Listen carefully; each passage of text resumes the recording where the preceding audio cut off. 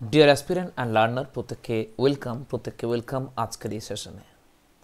আজকে 2022 স্টেট পাসদের জন্য অনেকেই বলছেন খুশির খবর। জানি না আদৌ কতটা সত্যি, তবে খবরটা হচ্ছে এরকম যে উষশ্রী পোর্টাল, যে পোর্টাল দ্বারা শিক্ষকরা ট্রান্সফার নেন বিভিন্ন জায়গায়, সেটা কিন্তু বন্ধ ছিল অলরেডি, আবারও বন্ধ করে দেওয়া হলো। সেটা আমরা বা অনেকে আশা করছেন যে হয়তো নতুন নিয়োগের বিজ্ঞপ্তি আসার জন্য বা নতুন নিয়োগের সিট আপডেট করার জন্য বা কতগুলি ভ্যাকেন্সি রয়েছে দেখার জন্য এই জিনিসটি করা হয়েছে বা পোর্টালটিকে বন্ধ রাখা হয়েছে। তাহলে খুব ভালো কথা যদি বন্ধ রাখা হয়, এর জন্য এটা খুবই আমাদের কাছে আনন্দের জন্য। নেক্সট প্রশ্ন হচ্ছে 2023-এর টেটের অ্যান্সার কি কবে প্রকাশ করবে। দেখুন বলে রাখি, যেটুকু আপডেট আমার কাছে এটা রয়েছে সেটুকু হলো জানুয়ারি মাসের মধ্যে কিন্তু অ্যান্সার কি প্রকাশ করার কথা রয়েছে, যদি হয়তো ভালো। তবে হ্যাঁ, এবার কিন্তু আমরা দেখেছিলাম আগেবারের তুলনায় এবারে ফর্ম ফিল আপের চার্জ অনেকটা বাড়িয়ে দেওয়া হয়েছে। আগেবারে প্রশ্ন চ্যালেঞ্জের গাড়া করলে কিন্তু ফেসেছিলেন অনেকেই, 500 টাকা কিন্তু অনেকেই খুইয়েছেন।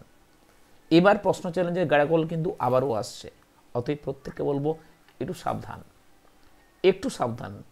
মানে 89, 87, 88 রয়েছে, মানে স্যার প্রশ্নগুলো চ্যালেঞ্জ করে দিই, এরকম থেকে একটু সাবধান যাবেন। যদিও এর মনে হয় না যে 80-র ঘর পেরোনোর প্রবল সম্ভাবনা সবারই রয়েছে, খুব কম। এবার তো মানে কি হবে না সেটা তো প্রত্যেকে বুঝতে পারছেন। প্রশ্নপত্রে যেরকম হাল ছিল, তাতে সভাপতি মহাশয় মনে হয় বলে দিয়েছেন পরিষ্কার করে, 22 পাসরা বাবারা তোমরাই পাস থাকবে, নতুন করে পাস হতে আমি কাউকে দেবো না। চিন্তার কোনো কারণ নেই, নিয়োগ হয় হবে, না হয় না হবে, আপনাদের চিন্তার কোনো কারণ নেই। 23-এ ছেলেপেলে পাস করতে পারবে না। দেখো মধ্যে কথা বলে রাখি, আমার বিচারে যদি সেটা স্বচ্ছ হয় পরীক্ষা হয়ে থাকে, তাহলে বলবো 4 থেকে 5 হাজারের বেশি কোনোভাবে পাস করতে পারে না। এর মধ্যে বলবো 80% ছেলেপেলে রয়েছে পুরনো স্টুডেন্ট।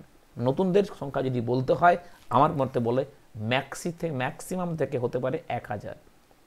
23-এ পাস সংখ্যা ম্যাক্সিমাম হতে পারে 1000, যারা শুধুমাত্র 23 স্টেট পাস, ম্যাক্সিমাম নাম্বার বললাম এটা। এবার 23-এ সুযোগ পাবে কি পাবে না, 22-এরা সুযোগ পাবে কি পাবে না, সেটা ডিপেন্ড করছে সভাপতি মহাশয় কি বলেন, তার উপর ডিপেন্ড করছে।